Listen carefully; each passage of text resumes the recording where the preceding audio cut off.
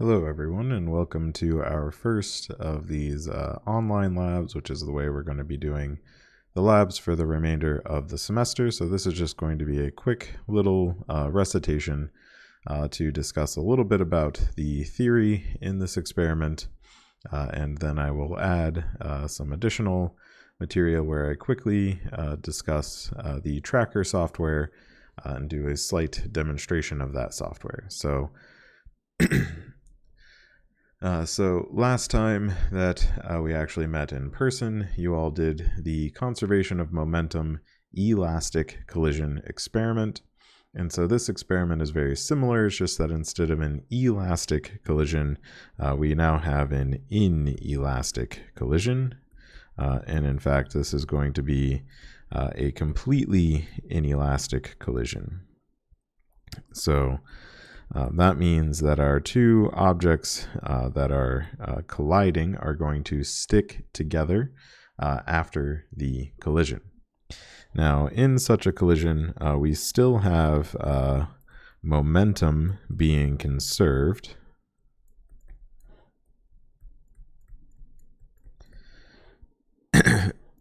But this time, we don't have kinetic energy being conserved. So kinetic energy is not conserved in an inelastic collision. Okay, so what this means is that we can still make use of the fact that our momentum before the collision is equal to the momentum after the collision.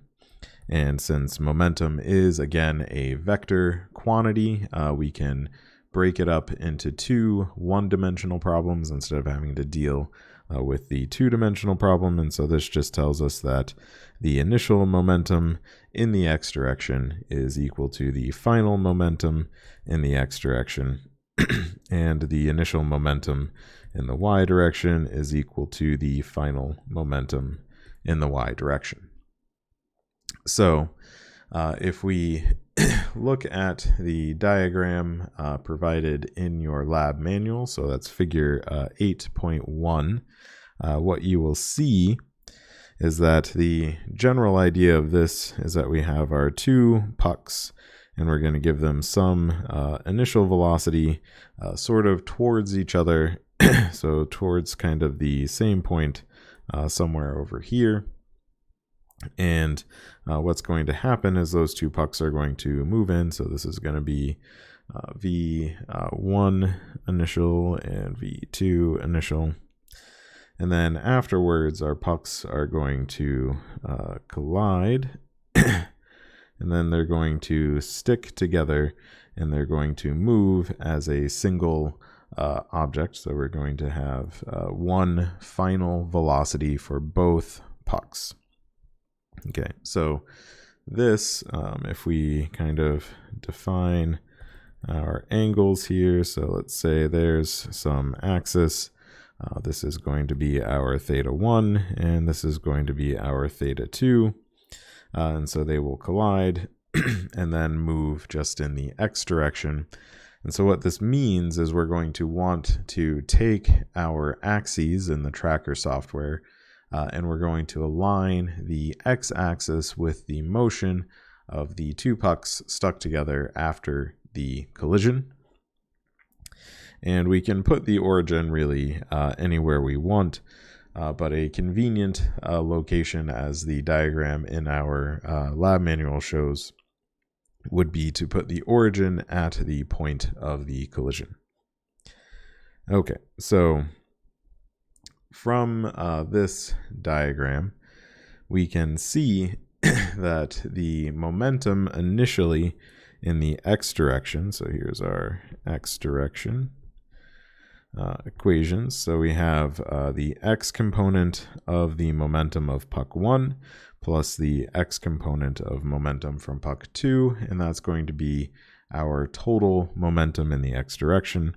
And we can write that as m1 times v1 initial times the cosine of this angle. So we have cosine of theta 1. And then we can add to that M2 V2 initial cosine theta 2. And then this has to be equal to the x momentum after the collision, and the way that we are going to define our coordinate axes, our momentum is going to be purely in the x direction after the collision.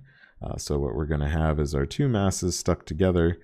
So we have m1 plus m2 times the final velocity of the two pucks stuck together. And so that is our equation from the x direction. We can write a similar equation for the y direction. So there we have m1 v1 initial times the sine of theta 1 plus m2 v2 initial times the sine of theta 2. And then afterwards, since we've already defined our motion as being purely in the x direction, then afterwards our momentum in the y direction should be 0. And so what this tells us then is basically that the momentum of puck 1 in the y direction should be equal and opposite to the momentum of puck 2, so that when we add them together, they do in fact sum to 0. Okay, so these are the equations then that we need our data to satisfy. So we hope to see that when we get our numbers from the tracker software and we plug them into these equations, that everything does in fact hold true. And so from here, I will switch over to a video of me slightly in the future from now, going over the tracker software and showing you where you can download the video of this collision so that you can analyze the video for yourself and get the data that you need in order to finish this experiment.